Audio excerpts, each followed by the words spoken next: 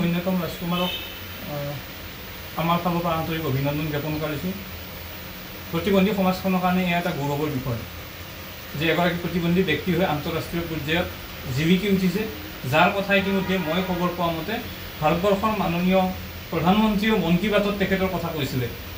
কিন্তু তাৰপিছতো তেখেত আচলতে আমাৰ সমাজখনত বা আমাৰ চৰকাৰখনৰ কাৰণেই হওক বা ৰাজ্যখনত আমাৰ উপকৃত হৈ আছে। যিধৰণে ৰাজ্যখনৰ গুৰুত্ব দিব লাগিছিলে সেই গুৰুত্ব দিয়া পৰিলক্ষিত হোৱা নাই। পৰিলক্ষিত হোৱাহেঁতেন হয়তো প্ৰত্যেকগৰাকী ব্যক্তিয়ে অন্যতম ৰাজকুমাৰ কোন আজি প্ৰত্যেকৰে মুখে মুখে হৈ গ'ল। য'ত দুৰ্ভাগ্যৰ বিষয় যে মই তেখেতৰ মাতৃৰ মুখেৰে শুনা মতে মানে মুখ্যমন্ত্ৰী যিজন কাঠকটীয়া আছিলে অফিচাৰ, তেখেতে কৈছে যে অন্যতম কোন, এনেকৈ সুধিব লগা এটা অৱস্থা নহ'লহেঁতেন যদি চৰকাৰে গুৰুত্ব দিলেহেঁতেন। যিটো সময়ত সৰু সৰু কথাত গুৰুত্ব দিয়ে, প্ৰত্যেকটো সময়ত মুখ্যমন্ত্ৰীগৰাকীয়ে আমাৰ মানুহক দেখিলেই যেন সাবুতি ধৰে, এনেকুৱা লাগে যেন চবকে লাগ ধৰিব, তেতিয়াহ'লে তেখেতৰ ক্ষেত্ৰত কিয় এইটো নহ'ল? ক'ত অসুবিধাটো? নে আমি প্ৰতিবন্ধী ব্যক্তি হোৱাৰ কাৰণেই আচলতে ক'ৰবাত মানে মেৰপাকটো লাগি আছে? সেইকাৰণে আমি এটা কথাই আজিৰ আপোনালোকৰ জৰিয়তে এটা কথাই চৰকাৰখনক অৱগত কৰিব বিচাৰিছোঁ যে পেৰা অলিম্পিক এছ'চিয়েশ্যন আমাৰ এটা এছ'চিয়েশ্যন আছে, কি কৰিছে কি নকৰিছে আমি নাজানো। আচলতে পেৰা অলিম্পিকত আমাক নিমন্ত্ৰণো নজনায়, আমন্ত্ৰণো নজনায়।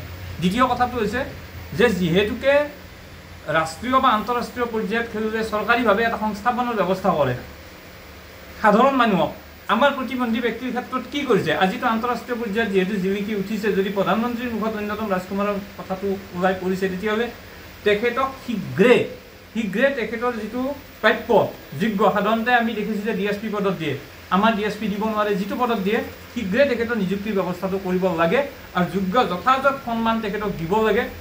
যিহেতুকে মই আজি 3 দিন আগত NKTVৰ পৰা এটা মিডিয়াৰ যোগেদি দেখা পাইছিলোঁ, সেইকাৰণে মই আপোনালোকৰ মিডিয়াখিনিকো ধন্যবাদ দিছোঁ যে মিডিয়াৰ যোগেদিয়ে মই তেখেতৰ কথাখিনি গম পাইছিলোঁ। আৰু আজি আপোনালোকৰ মিডিয়াৰ যোগেদি ক'ব বিচাৰিছোঁ, মুখ্যমন্ত্ৰীগৰাকীয়ে যদি এতিয়ালৈকে গম পোৱা নাই, সেয়া আমাৰ বাবে দুৰ্ভাগ্য নহয়, আটাইতকৈ লজ্জাজনক কথাও।